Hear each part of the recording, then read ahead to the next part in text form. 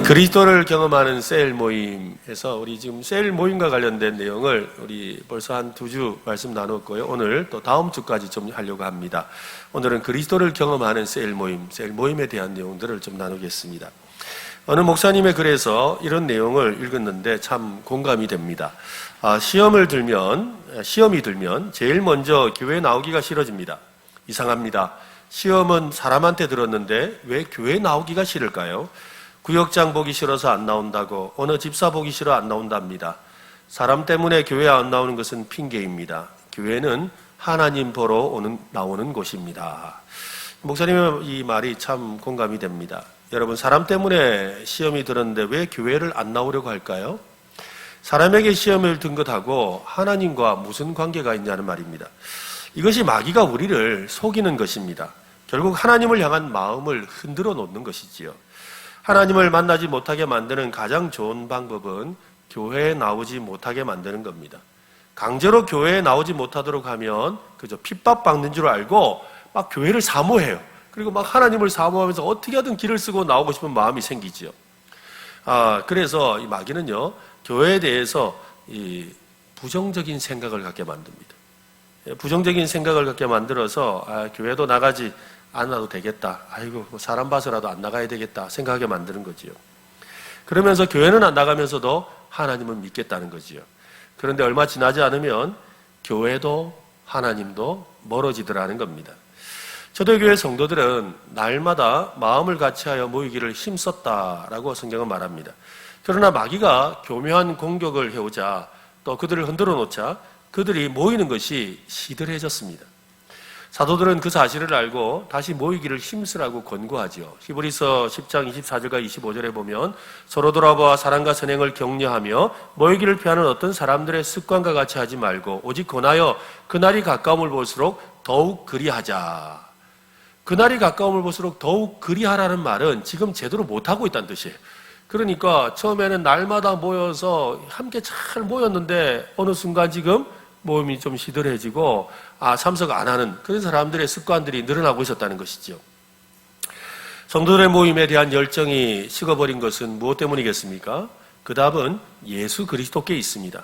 교회든 셀 모임이든 교회의 각종 활동이든 그리스도가 중심에 있지 않고 사람이 중심에 있으면 조만간 어려움을 겪습니다. 즉, 저 사람 때문에 못 가 되는 거예요. 오늘은 그리스도가 중심이 되는 셀 모임에 대해서 함께 살펴보려고 합니다. 교회 모임은 언제나 그리스도가 중심이 되어야 합니다. 한번 따라해 볼까요? 그리스도가 중심입니다. 네, 우리 교회도, 우리 셀 모임도, 우리 여러분 가정도 모든 것에 그리스도가 중심이 되어야 합니다.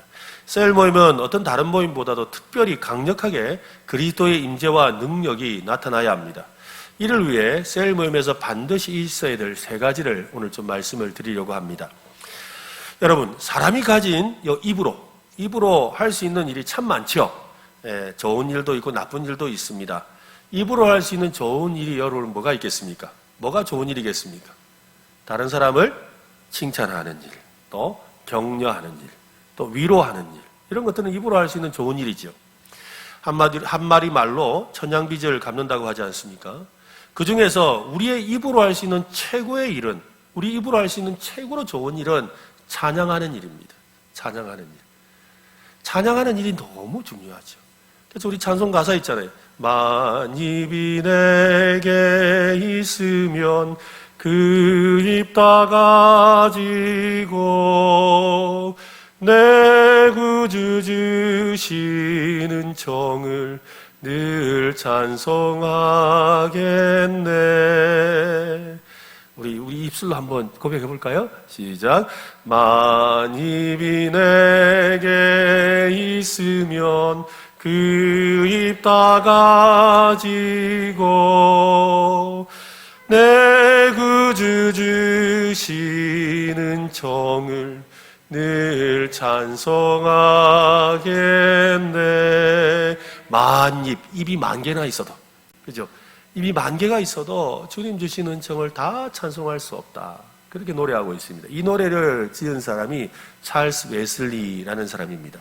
그 찰스 웨슬리 형제가 있죠. 존 웨슬리와 찰스 웨슬리가 있는데 이 존 웨슬리와 찰스 웨슬리 형제가 한 번은 배를 타고 미국으로 가게 되었습니다. 미국으로 가는 중에, 영국에서 미국으로 떠나서 가는 중에 그 배에는 모라비안 교도라고 알려져 있는, 즉 모라비아 출신의 이 기독교인들이 타고 있었습니다. 이 교인들은 자기들이 예수를 믿는 것으로 인해서 핍박받는 것을 피해서 신대륙, 즉 미국으로 가서 자기의 신앙을 지키려고 하고 있습니다. 갑자기 그 배에 폭풍이 휘몰아쳤습니다. 승객들은 비명을 지르고 이리저리 뒹굴고 있었습니다. 죽음의 공포에 모두가 떨고 있는 그때에 모라비안 이 교도들은 흐트림이 없이 저쪽 선실 저 바닥 한 구석에서 모여서 같이 찬송을 부르고 있는 겁니다. 옆에서는 막 죽는다 산다 이러면서 이리 뒹굴고 저리 뒹구는데 그 사람들은 한 곳에 모여서 하나님을 찬양하고 있는 거예요.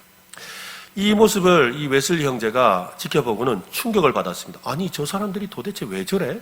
저 사람들이 도대체 뭘 믿길래 저렇게 하나? 이런 생각이 든 거지요. 그래서 폭풍이 다 멈추고 나서 잔잔해지자 그들에게 찾아갔습니다. 조금 전에 그 폭풍우가 무섭지는 않았습니까? 그러자 그들이 대답하죠. 그리스도께서 우리 가운데 함께 하시기 때문에 두려울 것이 없습니다.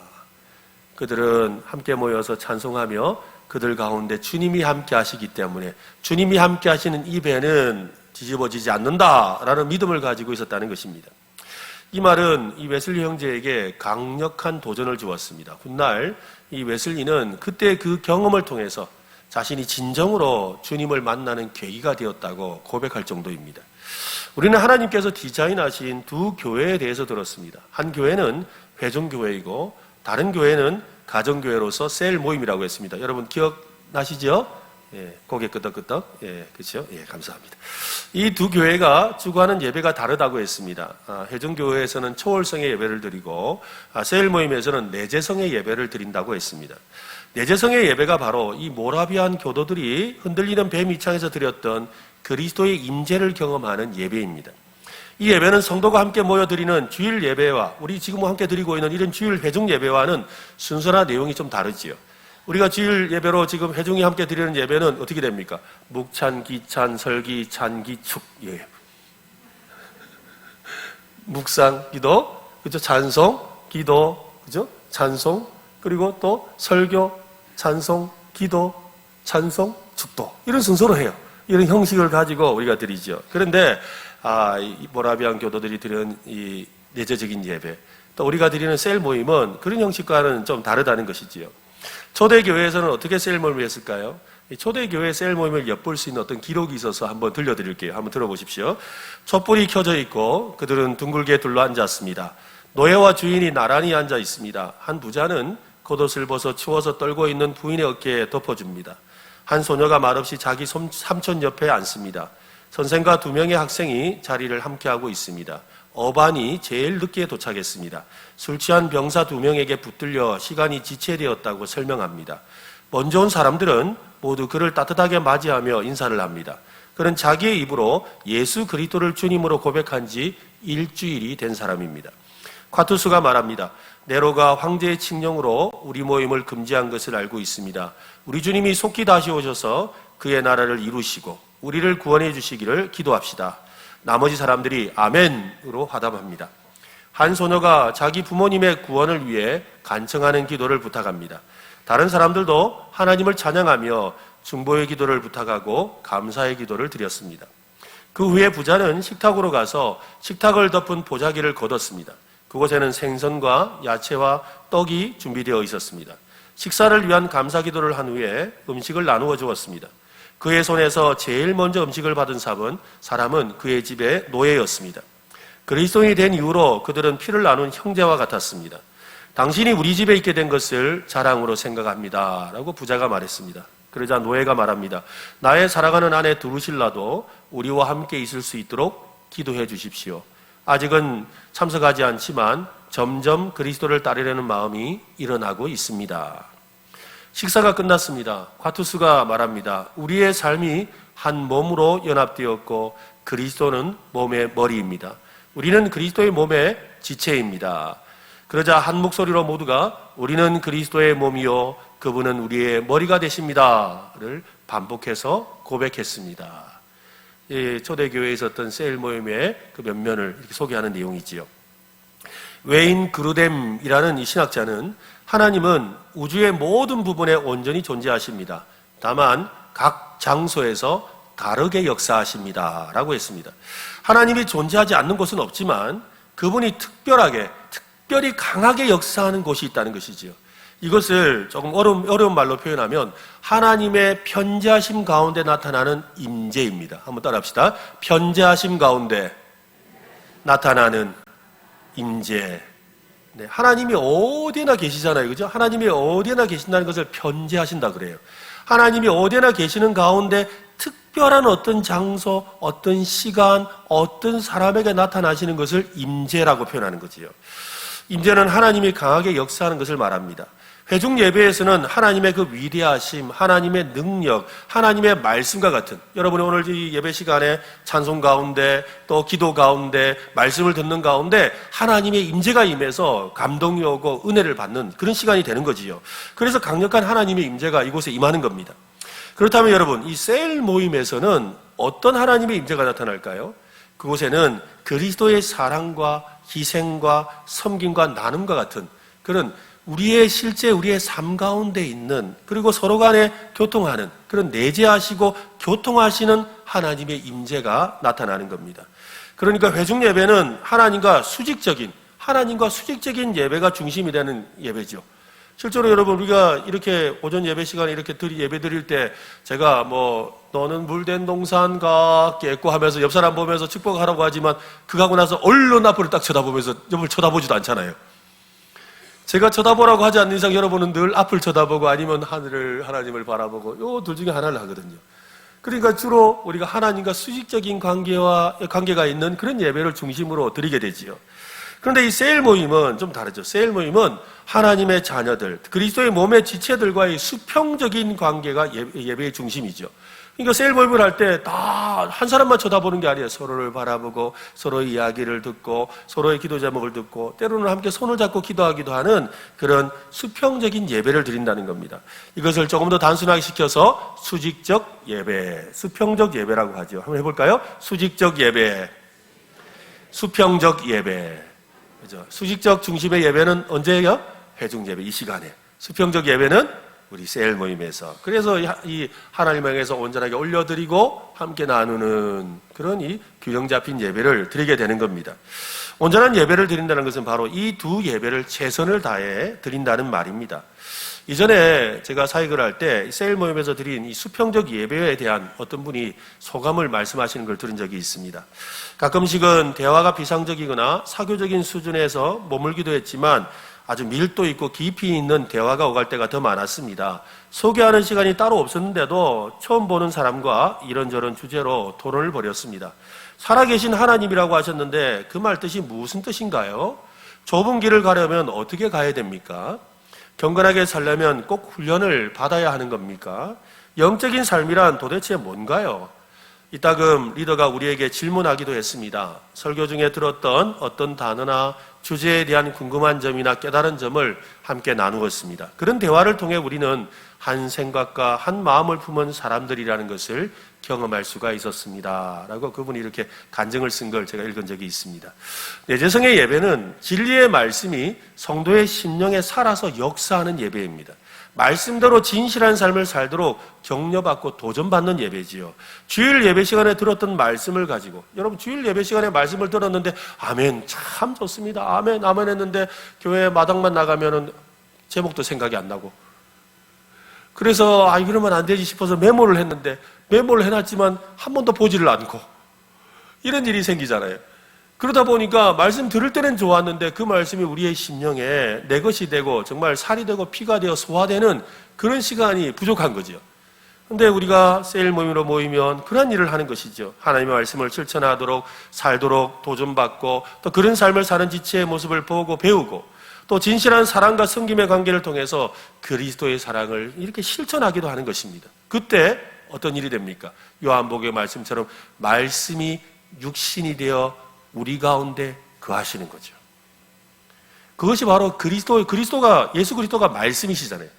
예수 그리스도의 말씀이 우리의 삶에 육화되어서 우리가 실제로 우리 주님과 함께 사는 삶이 된다, 이런 뜻입니다.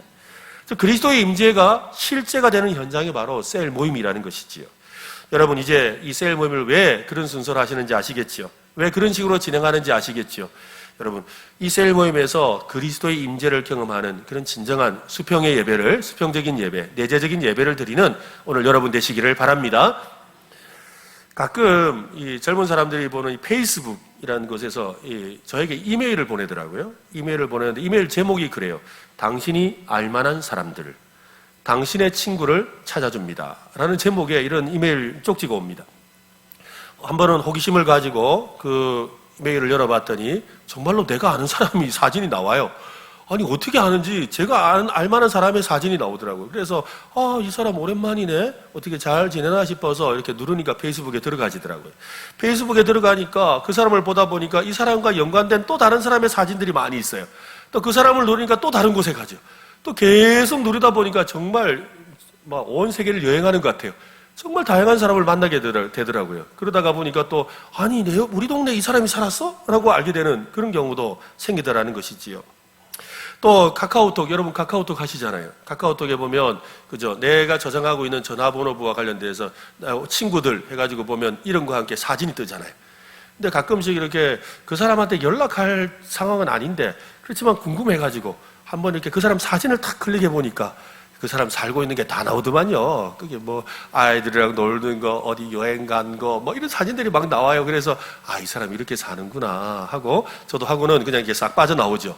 한 번은 제가 이전에 사역했던 교회 교인인데 그분이 이렇게 우연히 뭐 생일이라고 뜨더라고요. 그래서 이제 그분 생일을 보면서 이렇게 한번 그 사진을 눌러봤는데 깜짝 놀랐어요. 왜냐하면 그분이 그 사진을 저장한 사진 중에 하나가 제가 가지고 있는 사진이 그분한테 있는 거예요. 근데 그 사진은 그분이 가질 수가 없어요. 저만 있는 사진인데 그분이 그걸 아마 보고 너무 좋아서 이렇게 저장을 하신 것 같더라고요. 그러면서 생각했죠. 이분이 몰래 다녀갔구나. 그렇죠? 나도 몰래 다녀가는데 남도 몰래 다녀가더라는 거지요. 오늘날 이 스마트폰과 인터넷의 발달로 네트워크의 중요성이 참 중요해지고 있습니다. 새삼 느끼고 있지요. 어떤 분은 인터넷으로 온 세계가 하나가 되었다고 말하기도 합니다. 실제로 저도 그렇더라고요. 저 멀리 뭐 남미에 있는 그런 친구와도 이렇게 연결이 되니까요. 그러나 그것은 지나친 과장이기도 합니다. 내가 접속하지 않으면 연결은 자동으로 끊어집니다. 내가 숨어버리면 관계는 단절되어 버리지요. 오늘날 교회 생활을 그런 식의 네트워크로 생각하는 사람들이 점점 늘어나고 있습니다. 내가 원하면 접속해서 그 교회에 소속되고 다니고 원하지 않으면 접속을 끊어버리는 식의 신앙생활을 한다는 겁니다. 이런 문제는 예수 그리스도가 삶의 중심이 아니기 때문에 일어나죠. 내가 중심이죠. 그죠? 주님의 말씀이 중심이 아니고 주님의 뜻이 중심이 아니고 내가 중심인 거예요. 내가 가고 싶으면 가고 가기 싫으면 안 가고, 내가 소속하고 싶으면 내가 열고 소속하기 싫으면 닫아버리는 그런 모습이라는 것입니다. 바로 예수 그리스도의 중심이 되는 삶이 아니라는 데 있습니다. 제대로 복음을 받아들이고 제대로 복음을 경험했다면 서로 연합하고 사랑으로 하나가 되는 것은 당연한 일입니다. 우리는 예수 그리스도를 중심으로 하나가 되어야 됩니다. 한번 해볼까요? 예수 그리스도 중심으로 하나가 되어야 합니다. 한 번 더. 우리는 하나입니다. 그죠? 예수 안에서 하나입니다. 빌립보서 1장 27절은 오직 너희는 그리스도의 복음에 합당하게 생활하라. 그리스도의 복음이 바로 서로 하나 되게 하시는 데 있다는 겁니다. 이는 내가 너희에게 가보나 떠나 있으나 너희가 한 마음으로 서서 서로 하나 되어 서서 한 뜻으로 복음의 신앙을 위하여 협력하라 라고 말하고 있습니다. 우리가 그리스도께 연결되고 그리스도의 몸인 성도들과 연합하려면 사랑이 필요합니다. 사랑은 이 모든 것을 연결하는 접착제와 같아요. 접착제. 좀 더 노골적으로 표현을 하면 연골 같아요. 연골. 우리 여기 어르신들 많이 계시는데 이 나이가 들고 그저 뭐 일을 많이 하다 보니까 무릎에 연골이 나가면 어떻게 돼요? 무릎 연골은 엄청 아프잖아요. 뼈가 아프잖아요. 왜 그래요? 이 마디와 이 허벅지와 이 종아리 사이를 이렇게 이 무릎에 있는 연골이 이게 다 막아서 서로 이렇게 맞물리게 해주는 거거든요. 그래서 그 연골이 이렇게 서로 부드럽게 움직이게 해주는 거예요. 그런데 연골이 닿아버리면 어떻게 돼요? 뼈끼리 부딪히는 거예요. 뼈끼리 부딪히다 보니까 아픈 거예요. 그래서 이 연골이 사라지면 안 되는 거죠. 그처럼 사랑이란 것이 바로 그거예요. 우리가 그냥 성도와 성도들이 그냥 만나면 그냥 뼈끼리 부딪히는 것처럼 아픈 거예요. 서로 상처가 돼요. 서로에게 힘들어지는 거예요. 그런데 그리스도의 사랑이 있으면 그것이 연골이 되어서 서로가 연결되고 서로 마음껏 서로 교통할 수 있는 관계가 되는 것이지요. 그리스도의 사랑으로 그래서 하나가 되어야 하는 것입니다. 사도 바울은 사랑 안에서 자라가라. 그래서 그리스도의 몸을 세우라고 말합니다. 에베소서 4장 16절에 보면 그에게서 온 몸이 각 마디를 통하여 도움을 받음으로 연결되어 결합되어 각 지체의 분량대로 역사하여 그 몸을 자라게 하며 사랑 안에서 스스로 세우느니라. 우리가 믿음이 있다고 하면서 정작 교회 안에서 연합하지 못한다면 참된 믿음이라고 할 수가 없습니다. 우리가 성숙한 그리스도인이라고 하면서 사랑으로 하나가 되지 못한다면 진정한 성숙이라고 할 수가 없지요. 성숙한 그리스도인의 증거는 바로 연합하고 사랑하는 데 있습니다. 우리가 믿음이 좋다 이 말은요, 바로 옆 사람을 사랑하는 데 있다는 거예요. 그리고 서로 연합하는 데 있지요. 왜? 옆 사람에게는 사랑이 없어서 그냥 그냥 맹뼈가 같지만 나는 어떻게 해요? 사랑이 있어서 내 뼈에는 연골이 있는 거예요. 그러니까 둘이가 붙어서 같이 가능한 거지요. 사랑이 바로 그와 같다는 것입니다. 그리스도께 연합하고 그리스도의 몸이 된 사람, 그 성숙한 사람은 진액이 풍성하게 흘러나옵니다. 그리스도의 사랑이라는 진액이 흘러나와서 서로를 연결하고 단단히 붙어있게 만들어주는 것입니다. 우리는 모든 성도를 사랑할 수는 없어요. 여기 계시는 많은 분들이 계시는데 여기 계시는 성도들을 다 사랑할 수는 없어요. 아니, 이름도 다 모르잖아요. 그죠? 모두 다 사랑할 수는 없습니다. 그런 사랑의 관계가 서로를 우리가 다 사랑할 수는 없지만, 그러나 3, 4, 5, 저거 3명에서 한 5명 정도, 많게는 한 7명까지는 우리가 사랑할 수 있거든요. 아마 여러분들, 여기 계시는 분들 중에 한 7, 8명 정도는 이름도 알고 그 집 형편도 알 거예요. 우리가 그 사람들은 진심으로 사랑할 수가 있다는 것입니다. 그러므로 그런 사랑의 관계, 즉 3, 4, 5, 또 하나 한 7, 8명까지 사랑하는 그런 사랑의 관계가 바로 영적인 가정인 셀 모임이라는 것입니다. 사랑의 진액으로 서로 단단히 연결되어서 각자의 깊은 기도 제목을 나누고 함께 기도하고 서로의 필요를 채워주고 때로는 책망하기도 하고 격려하기도 하는 그런 끈끈한 관계를 맺고 있는 그 바로 사랑의 관계가 셀 모임이라는 것입니다. 긴급한 문제가 생기고 또 어려움이 생길 때 여러분의 기도 제목을 나누고 또 비밀을 지켜주고 또 진심으로 기도해 줄 수 있는 지체가 교회 안에 여러분은 몇 명이나 있습니까? 여러분에게 정말 답답하고 괴로운 일이 있을 때 교회 안에서 도움을 받을 만한 사람이 과연 몇 명이나 있냐는 거예요. 그래서 셀 모임이 중요합니다. 셀 모임은 우리를 그리스도의 몸에 연결하도록 도와주기 때문에 그렇습니다. 교회를 연구하는 신학자들은 그 교회가 건강한 교회인지를 파악하는 방법을 제시하는데요. 서로 사랑하고 책임지는 상호 책임의 관계. 한번 해볼까요? 상호 책임. 서로 책임져주는, 그죠? 상호 책임의 관계로 맺어진 기초 공동체가 얼마나 있는지를 보면 안다는 거예요. 우리 은혜로 교회가 건강한 교회, 정말 하나님이 축복하시는 그런 좋은 교회냐 아니냐를 아는 방법은 뭐냐면 바로 이런 서로 책임져주는 그런 아주 긴밀한 관계가 얼마나 많은지를 보면 안다는 거예요. 건강한 교회는 모든 성도가 한 덩어리가 되어 있는 것이 아닙니다. 얼핏 보기에는 한 덩어리처럼 보이지만 자세히 들여다보면 3, 3, 5 옹기종기 모여있는 셀 모임과 같은 기초 공동체들로 꽉 들어차 있는 교회가 건강한 교회예요. 우리 3부 예배 마치고 제가 한 번씩 교회를 둘러보면 곳곳에서 이렇게 막 셀 모임을 하고 계시거든요. 바로 그런 모임들이 막 많은 그곳이 바로 건강한 교회라는 거죠. 그런 점에서 우리 교회는 건강한 교회인 줄로 믿으시기를 바랍니다. 지금 여러분이 소속된 셀 모임이 바로 그런 곳이 되어야 합니다. 서로 사랑을 나누며 영적인 책임을 함께 지는 공동체가 되어야 됩니다. 지체라는 말은 한쪽이 아플 때 다른 쪽의 아픔을 느끼는 것을 말하지요. 한쪽이 기쁘면 다른 쪽도 기뻐한다는 말입니다. 그것이 지체됨의 증거입니다. 교회 안에서 누군가가 아프면 그 아픔이 나에게도 오고 그 집의 문제가 나의 문제처럼 느껴지는 지체의식을 가진 공동체가 바로 셀 모임이라는 겁니다. 셀 모임에서 환자가 생겼다면 모두가 그것을 느끼죠. 근데 여러분, 교회에서 가끔 아이고 어느 집사님이 갑자기 아프답니다. 그러면 아이고 어째 그렇잖아, 병원은 갔는가, 아이고 그래 빨리 나아야 될 텐데 라고는 모든 분이 말해요. 그죠? 모든 분이 그렇게는 말한다고요. 그런데 어떻게 하면서 어쩐지 그런 일이 생겼어 하고는 그분을 찾아가서 병원 신방을 하고, 그리고 또 먹을 걸 갖다 드리고 반찬을 해서 갖다 주고, 또 그 집에 아이고 참말로 저 병원에 있는 애들은 어떻게 하나 싶어서 애들 가서 집에 가서 설거지도 해주고 방도 치워주고 애들도 뒤척거리 해주는 그런 일은 누가 해요? 여러분 모두가 하지는 않아요. 그렇죠? 셀 모임에 있는 바로 그 지체들이 하는 거죠. 바로 그와 같은 것이 셀 모임이라는 거예요. 같이 기도하고 또 관심을 가지고 필요한 것을 도와주지요. 부족한 성도가 눈에 띄면 그 부족한 것을 내치는 것이 아니라 내 곁에 두고 잘 살펴줍니다. 그런 관계를 통해서 그 사람도 성장하고 나도 영적으로 자라게 되지요. 그리스도의 몸 안에 있으면 몸 안에 상처 입은 영혼들이 치유를 받는 신비로운 경험을 하게 됩니다. 그림을 하나 보여드릴 텐데요. 이 그림은 서로를 사랑하며 상호 책임지는 관계의 중요함을 좀 보여주는 그림입니다. 세 사람이 나무를 들고 길을 갑니다. 거기다 가다가 웅덩이를 만나지요.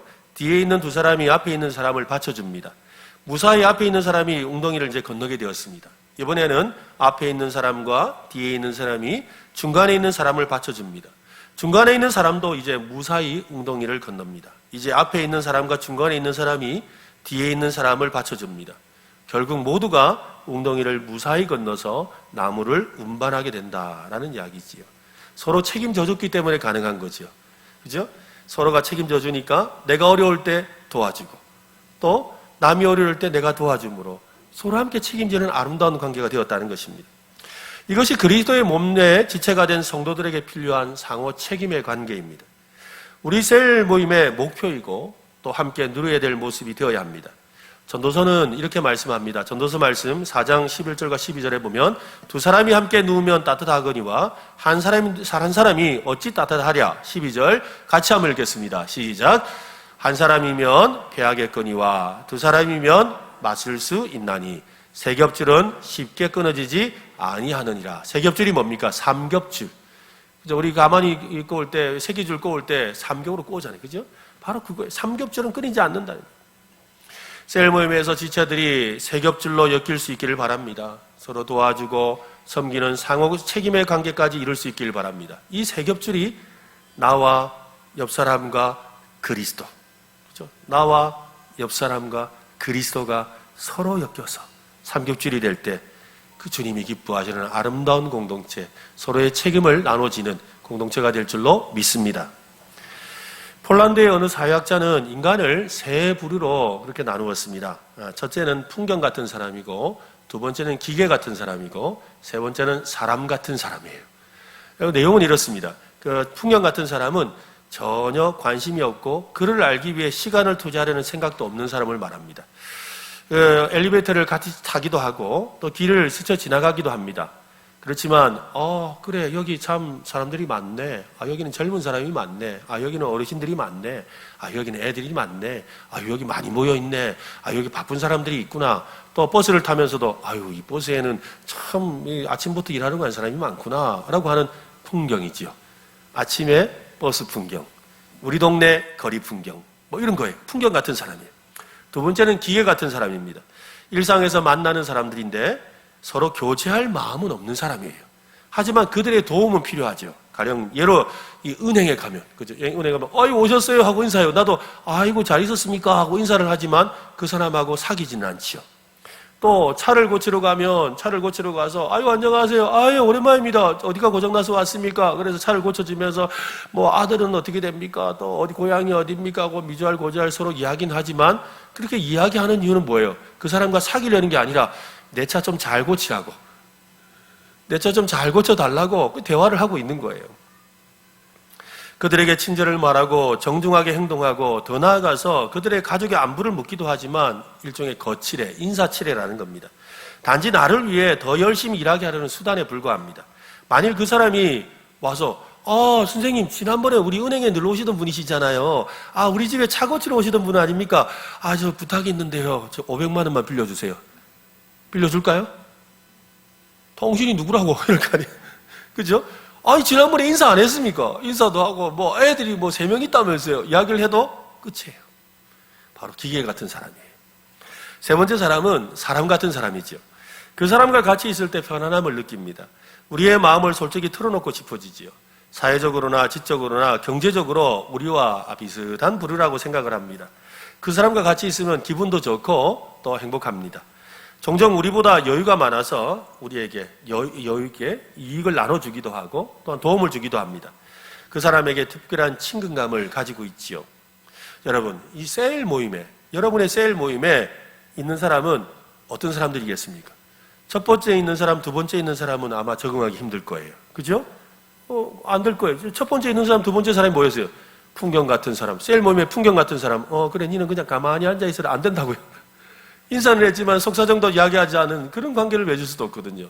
셀 모임에는 세 번째 사람이 모이는 곳이에요. 그런데 주일 예배, 이 자리에 있는 여러분, 이 예배에는 첫 번째, 두 번째, 세 번째 사람이 다 있어요. 그죠? 여러분 앉아서 그러잖아요. 야, 2부 예배 때는 이런 사람들이 오는구나. 아, 저기 성가대에 저런 사람이 앉았구나. 풍경이에요, 풍경. 그죠? 또 우리 들어오면서 안내위원들이 얼마나 상냥하게 인사를 잘합니까? 또 새가족부에서 얼마나 상냥하게 합니까? 야, 우리 교회는 역시 안내를 참 잘해. 새가족부원들이 너무 좋아. 이러면서 뭐예요? 풍경이에요, 풍경. 그리고 또 우리 분단에는 너는 물된 동산 같겠고 했는데 자기 옆에 사람이 저쪽 분단에 사니까 저쪽 분단에 저래 남자들이 많이 앉았구나 하고 뭐예요? 풍경이에요, 풍경. 그런 거예요. 그래도 같이 예배하는데 아무 문제가 없어요. 그죠? 아무 문제가 없어요. 그리고 또 기계 같은 사람들, 그죠? 아까 이야기했던 새가족부 한 사람, 안녕하세요. 오늘 일찍 오셨네요. 인사도 해요. 또 자기 앞에 뒤에 앉은 사람들, 이 사람은 또 오늘 또 평소보다 좀 늦게 오네. 걱정도 좀 해줍니다. 그러다 또 오는 거 보고, 그래 오늘 늦게 오는 날인갑네. 이러는 거예요. 기계 같은 사람 있단 말이에요. 같이 예배 드리는데 아무 문제가 없어요. 그리고 사람 같은 사람, 바로 여러분 옆에 앉아 있는 사람은 그렇지 않지요.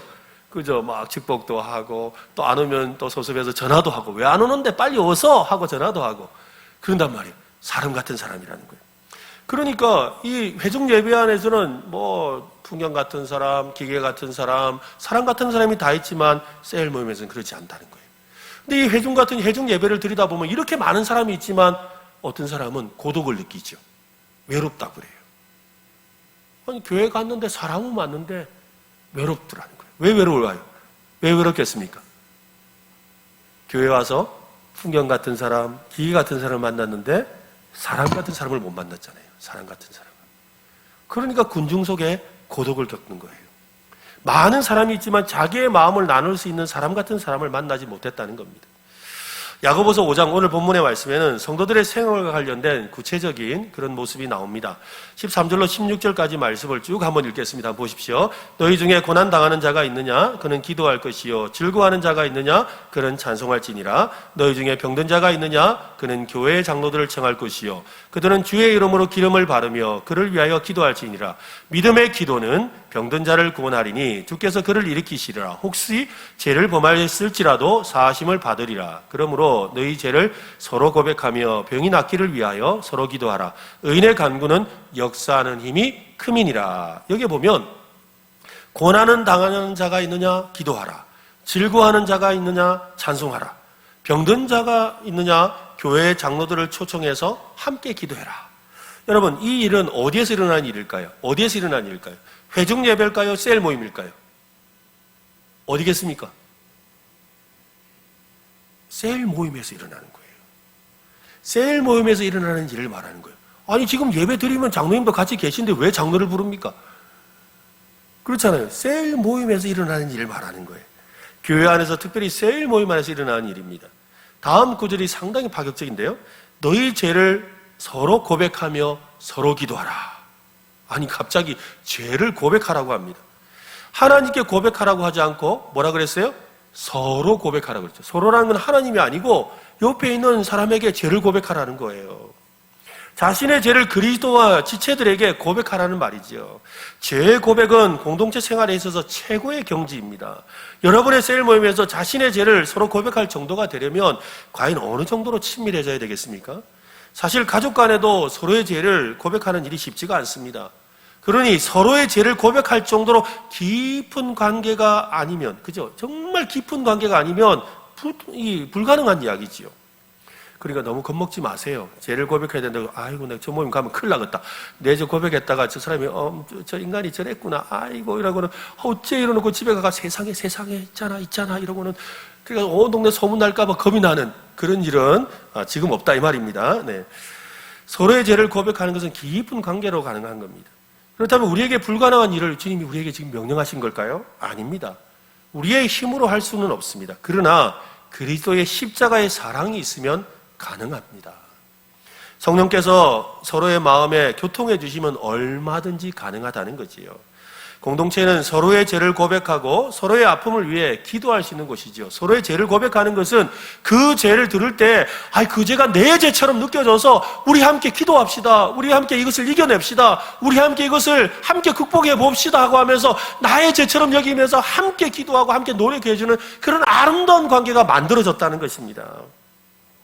셀 모임은 그래서 그리스도의 임재와 능력으로 서로의 신앙만 고백하는 것이 아니라 서로의 죄를 고백하는 것을 통해서 어떤 일이 생기는 거예요? 우리의 육신의 문제만 해결받는 게 아니라 영혼의 문제도 해결받는 겁니다. 여러분의 셀 모임에서 여러분 병이 낫는 역사가 일어나시기를 바랍니다. 여러분의 셀 모임에서 여러분의 영혼의 병든 것도 고침받으시기를 바랍니다. 그것은 어떻게 해요? 예수 그리스도의 십자가의 능력으로 가능하다는 것이지요. 상대의 그 죄를 알게 되는 것이 아니라 그 상대의 죄를 나의 죄처럼 생각하고 극복하기 위해서 함께 힘쓰는 진짜 사랑의 관계가 바로 셀 모임이라는 것입니다. 그리스도의 몸으로 살면 지금 어떤 모습을 하고 있는지 그 모든 것이 투명하게 들여다 보입니다. 거짓 웃음을 지으며 자기 짐을 숨길 필요도 없고 죄를 고백할 때 비난받을 것을 미리 염려할 필요도 없습니다. 우리가 우리 뇌가 몸에 있는 상처를 감지하고 위험 신호와 함께 벽혈구를 막 보내서 어떻게 해요? 우리 상처가 있으면 막 고쳐주잖아요. 그리고 더 덧나지 않도록 만들어주잖아요. 우리가 또 감기나 코로나가 와도 벽혈구가 그 일을 하는 거예요. 그래서 이 벽혈구가 너무 중요하잖아요. 그처럼 셀 모임의 지체들은 머리 대신 그리스도께서 그로부터 받은 고난을 가지고 괴로워하는 지체를 위해서 그를 구원하는 일을 위해서 함께 참여하고 구해주는 그런 사랑의 벽혈구와 같은 일을 하는 것이지요. 이것이 바로 영적인 가정과 같은 셀 모임이라는 겁니다. 셀 모임은 우리의 영혼에 행복을 주는 영적인 가정이라고 제가 말씀드렸습니다. 가족이라는 말 속에는 강력한 상호 책임지는 관계라는 뜻을 숨겨놓고 있습니다. 서로의 죄까지도 함께 해결하고 나서는 그런 강력한 가족이 있다면 얼마나 행복하겠습니까? 여러분, 지금 당장은 어려울 거예요. 그러나 우리가 함께 모여서 그리스도의 사랑을 나누고 그리스도의 임재를 경험하게 된다면 우리도 그런 모임에 도달하게 될 거라고 믿습니다. 여러분, 이것은 환상이 아닙니다. 이상이 아닙니다. 실제로 셀 모임을 잘하고 있을 때 이런 일들이 참 많이 일어났습니다. 제가 셀 모임을 인도할 때도 일어났을 거예요. 또 제가 이 목회하는 현장에서도 그런 셀 모임을 통해서 정말 자신의 죄를 고백하고 막 회개하는 일들이 참으로 많이 일어납니다.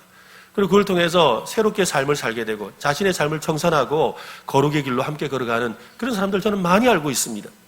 여러분, 우리 모임도 그렇게 될 줄로 믿습니다. 진짜 주님이 기뻐하시는 셀 모임이 될 줄로 믿습니다. 셀 모임에서 행복한 사람들을 만나고 함께 기쁨과 사랑을 나누고 서로 감사하며 행복한 모습을 나눌 수 있다면 그것보다 더한 행복이 어디 있겠습니까?